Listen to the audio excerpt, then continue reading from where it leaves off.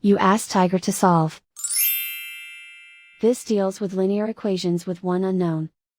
The final result is x equals 40. Let's solve it step by step. Simplify the expression. Group like terms. Simplify the arithmetic.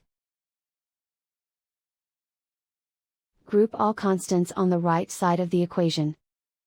Add 60 to both sides. Simplify the arithmetic.